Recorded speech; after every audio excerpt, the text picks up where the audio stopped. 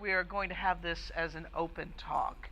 The topic is we're calling it Second Skins because it is continuing a conversation that was begun a few years ago at the last Mythic Journeys conference, in which we discussed the role that costume and clothing plays in fairy tales and in tales of magic and folklore, and the power of costume in these kinds of stories. And ever since that time, that panel which I was involved in, and Nora was also, we were talking from time to time about the power of costume today as a way for people to get in touch with story, myth, magic, the unseen, and also with things that are inside themselves, and how it seems to me that it's becoming more and more common, in America anyway, for people to spend a lot of time and a lot of energy in costuming themselves, not just for special events like Halloween or Mardi Gras, but around the year. More and more events seem to involve costumes as part of them, and it's becoming something worth noting in our own culture. And I wanted to talk with people, some people who study this phenomenon, some people who work creatively with this phenomenon, some people who actually do this phenomenon for a living, and just get a bunch of ideas on what it is that costuming does for our sense of connecting our real lives to something other, and in particular to the world of fairy for this event. So just to introduce myself, I'm Kristen McDermott. I'm a professor of English at Central Michigan University. My specialty is Shakespeare, and my interest in costume is focused very much on the drama of Shakespeare's time, not just the playhouse that he wrote for, which was not necessarily deeply involved in costuming, but rather at the court of King James at the same time. The court masque is a very fascinating venue for expressing one's alter ego, especially in a sense of connecting with the ancient world through costume and dance and drama. So I've studied that a lot, and I'm often kind of interested in the way that those aesthetics and those impulses are still alive today, that people seem to see costuming as a way to make a special statement about who they are and what they want to be, in particular about their wishes as much as their own identity. So that's why I'm interested in it. We have a bunch of different points of view, though. I'm going to introduce each person and have them say just a quick word about what they do and why they're interested in this topic a little bit. And we'll just go down the row. And at that point, I'll have a question or two to maybe start the conversation off. And then we'll go from there. Okay? So we'll start with Carrie Ann Hunt. My name is Carrie Ann. I am an actress. If you turn your program to the back, you will see me on the back of your program. This is for Time of the Fairies Afterlight, which is a graphic novel that I have the honor of being involved in as one of the characters. So I make my living as an actor, which, as you know, involves costuming and all other manner of sorts. So I think part of what we're talking about today is how do you create a character? And for me, it's always from a place from within, which also reaches into the wearing of wings, which I do unprompted, you know, because it has a lot to do with my spirituality and my beliefs. And I think that is a big echo in our society today, definitely. And I'm glad it's here. So, hooray.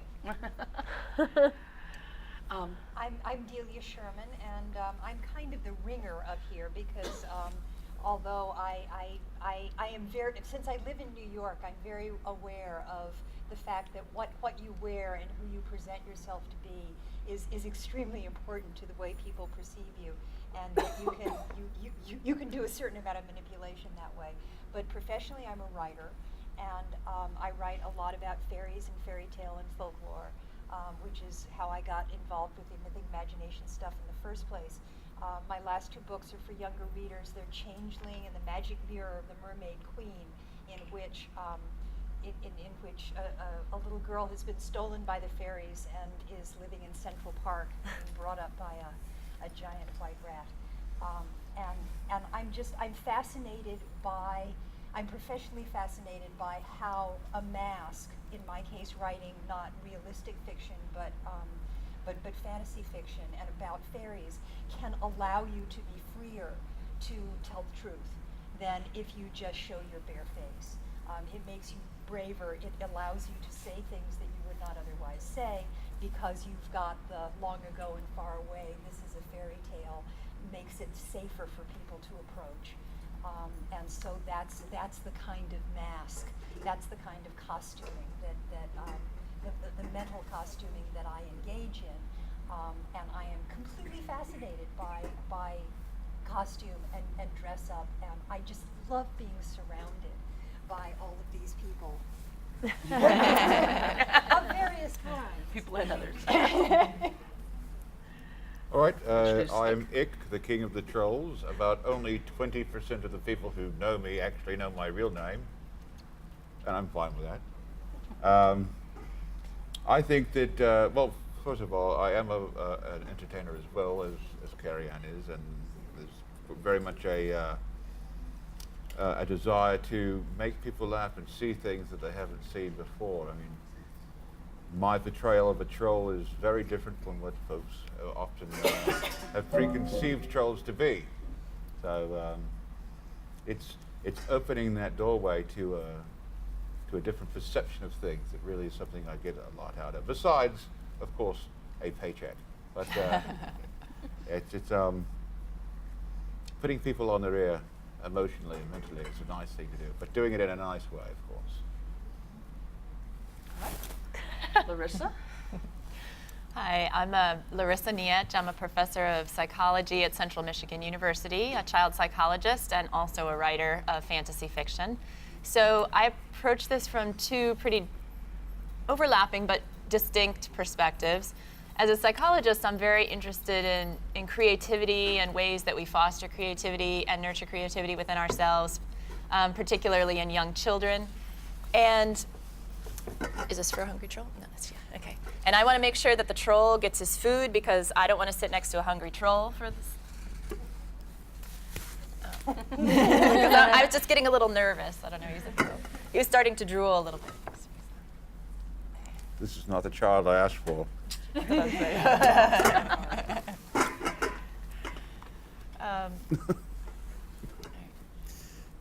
And so as a psychologist, I'm interested in ways that costuming can help us break out of perspectives that we have of ourselves and try on new, maybe not necessarily alter ego, but things that we haven't thought of before in terms of defining ourselves.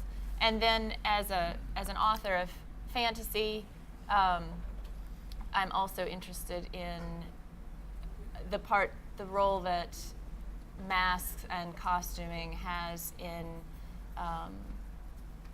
the myths that are told within the worlds that I've created, and how that impacts how individuals and a society views themselves.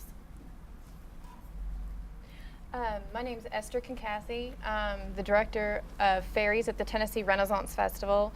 I've been doing this for close to 15 years, and I continue doing this and putting on this persona. I have actually about like 10 different characters that I can put on at any given moment, and they are each different. And so that's something I feel that I can give back, is making fairies real and alive for small children. That's my main goal for what I do.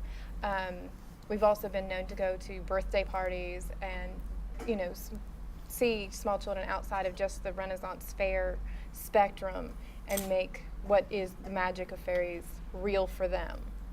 So it's not even just a costume I put on, it's a voice, it's movement, it's everything. And I teach that as the director.